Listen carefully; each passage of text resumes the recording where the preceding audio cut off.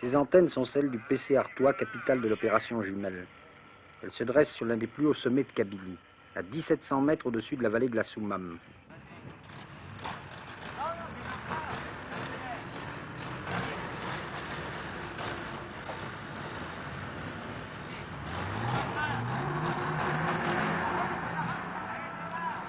Rien ne manque, ni les avions, ni les hélicoptères, ni les camions, ni les blindés.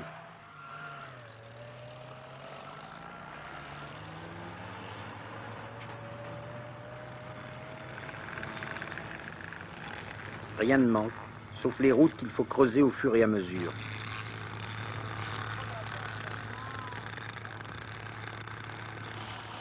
Les camions ne manquent pas pour transporter les hommes, et ce sont les hommes qui souvent doivent les pousser. Finalement, c'est sur les hommes seuls que pèse cette guerre, car 30 000 félagas ont imposé leur guerre primitive à 400 000 soldats d'une armée moderne.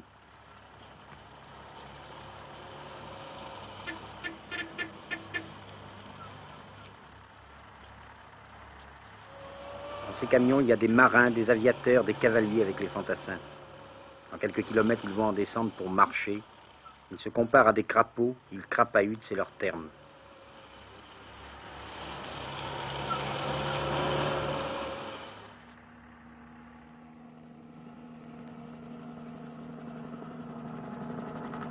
Lorsqu'ils ont filmé le départ de ces soldats en opération, Jean Lartéguy et Pierre Schendorfer ne se doutaient pas que l'un de ces hommes, le dernier à droite, celui qui pousse son camarade, serait le héros de leur reportage. Ce soldat, ce soir, est dans le studio de 5 colonnes à la une. Pendant que vous allez vivre son histoire, lui va la revivre.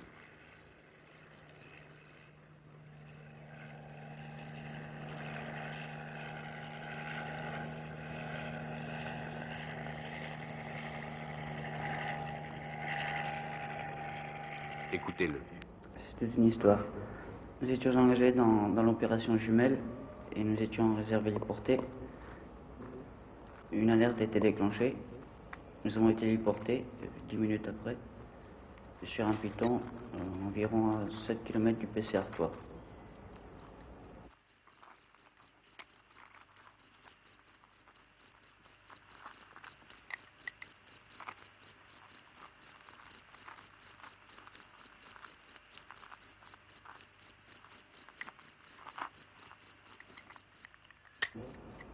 Nous étions en position de ratissage, les 4 sections ensemble, 4 sections du commando.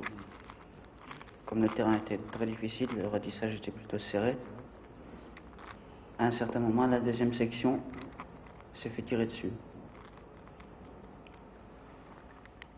La deuxième section était à notre droite, elle s'est fait accrocher. Alors la voltige avant de chez nous commençait déjà à ratisser. Alors nous étions avec l'adjudant de l'homme, qui est à type très bien, entre parenthèses, et nous étions 3-4 qui formions la pièce FM. Comme le terrain était très broussailleux et rocailleux, on voyait très mal. Alors à un certain moment, nous avons décidé qu'il nous fallait descendre aussi pour ratisser. Alors à ce moment-là, nous ne savions pas que les rebelles étaient sur notre gauche. Oui. Nous les pensions sur notre droite. Il y en a 2-3 qui sont débouchés à peu près à 20 mètres. Alors on a tiré dedans. Ils se sont taillés, bien sûr. Et comme on voyait que les armes étaient plutôt inefficaces, l'adjudant a décidé qu'on jetterait des grenades. Je me suis avancé un peu en avant de la section.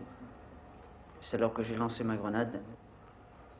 Comme le terrain était plutôt en pente, au moment de me protéger, des éclats, j'ai glissé. C'est à ce moment-là que j'ai senti... Tu as été blessé par ta propre grenade? Par la propre grenade, oui. Est-ce que tu sais que tu as tué 2 félagas? On me l'a appris maintenant, oui.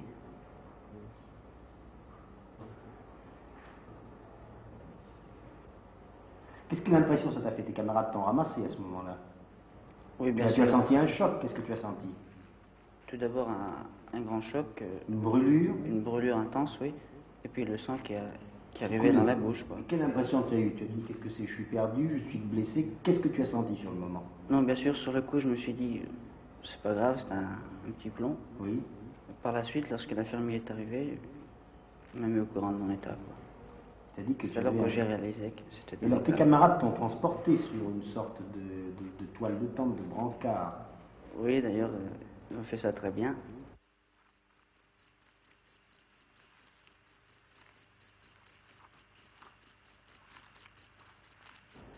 Et qu'est-ce que tu pensais pendant qu'ils étaient en train de te transporter là? Ce que je pensais, c'est-à-dire que... Qu'est-ce que tu dis? Bon, je suis blessé, qu'est-ce que je vais devenir? À quoi pensais-tu à ce moment-là? Est-ce que tu avais une pensée précise vers quelqu'un, vers quelque chose? Oui, une pensée précise, c'est-à-dire atteindre au plus vite la DZ, d'où là je prendrai l'hélico. Qui t'amènera à l'hôpital? C'est ça, oui. Tu étais pressé d'arriver vite à l'hôpital? Oui, bien sûr. Et tu étais content quand tu montais dans l'hélicoptère? Soulagé? Sans savoir le mal exactement.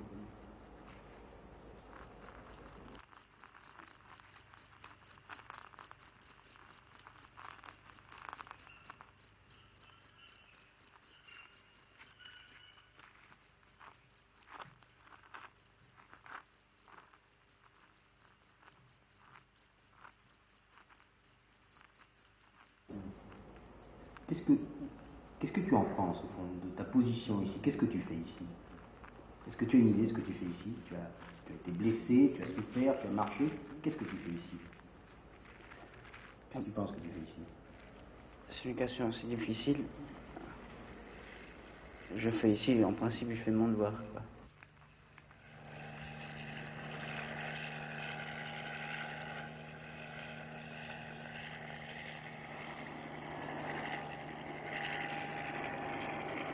Ces paroles assez hésitantes que vous venez d'entendre, ce n'est pas ce soir que ce soldat les a dites. Il les a dites à Jean Lartégui lorsque celui-ci est venu l'interviewer à l'hôpital Maillot, à Alger, quelques jours après sa blessure. Cette interview dont vous venez d'entendre la fin, en voici le commencement. Comment t'appelles-tu? Je m'appelle Torbès Daniel, caporal au commando de l'air 40-541. Tu es de quel pays en France? Je suis du Nord. De quel pays?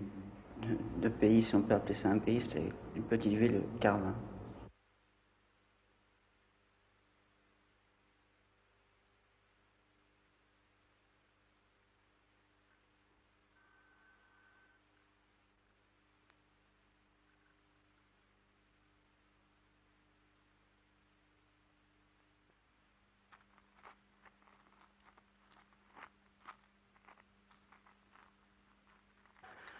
Après avoir marché et peiné avec les soldats de l'opération Jumelle, Jean Lartégui, que vous voyez à gauche, et Pierre Schendorfer sont allés à l'autre bout de l'Algérie, à 600 km de là, dans le secteur du colonel Bijard.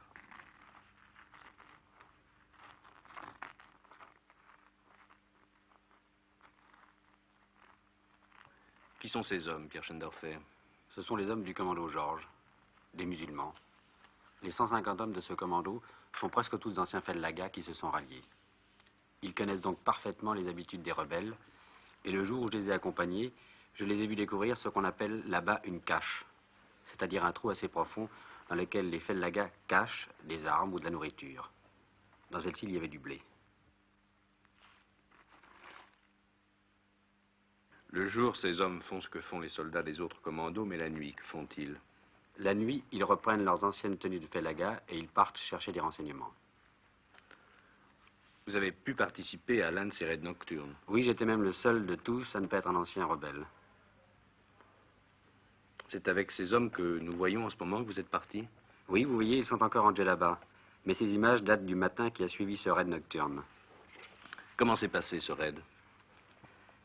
Une nuit, habillés en Fellaga, nous avons sauté à une trentaine d'un camion en marche qui a continué sa route pour ne pas éveiller l'attention. Et nous nous sommes enfoncés dans le Djebel.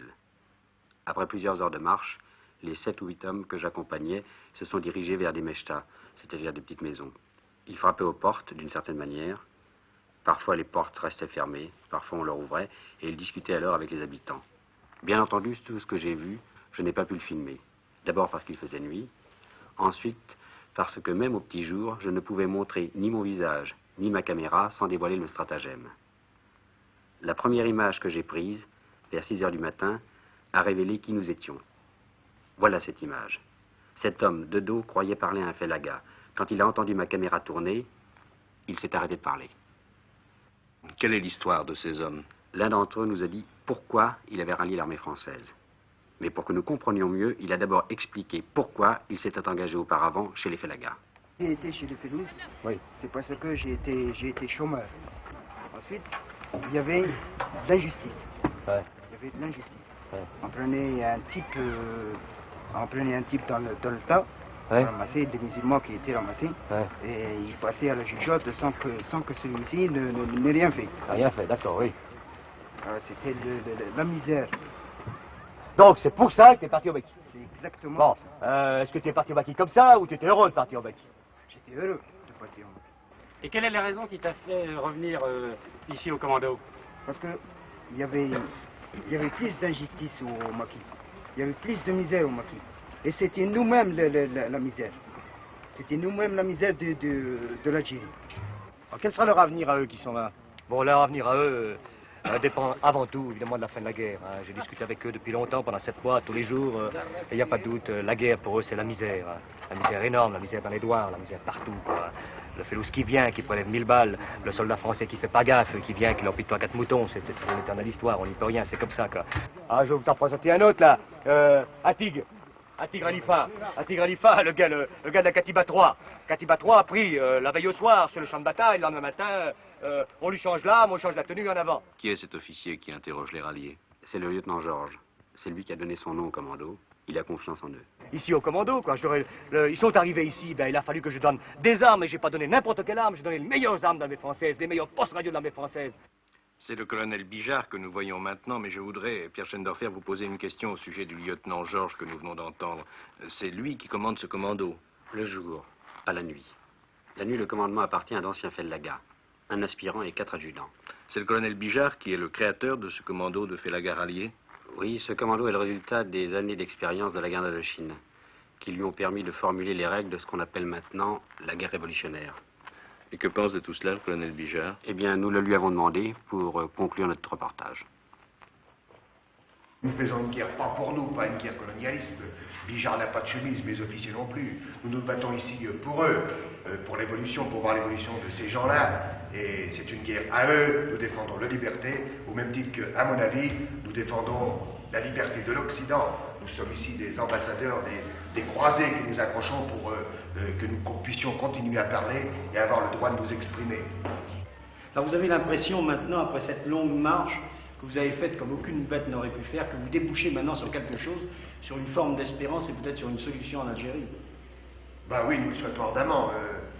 Maintenant nous sommes commandés, nous faisons confiance à un patron qui est à la tête du pays, et nous sommes persuadés, nous savons qu'il sera et qu'il est dans le vrai. Mais vous sentez que vous tenez le bon bout maintenant? Je l'espère, autrement je ne serais pas là. Oui, mais vous avez cette conviction profonde maintenant que ça y est? Cette conviction profonde qu'on se bat pour eux, avec eux, et quand on aura tout mis au point, eh ben ils choisiront, ils feront ce qu'ils voudront, on ne peut pas mieux leur dire.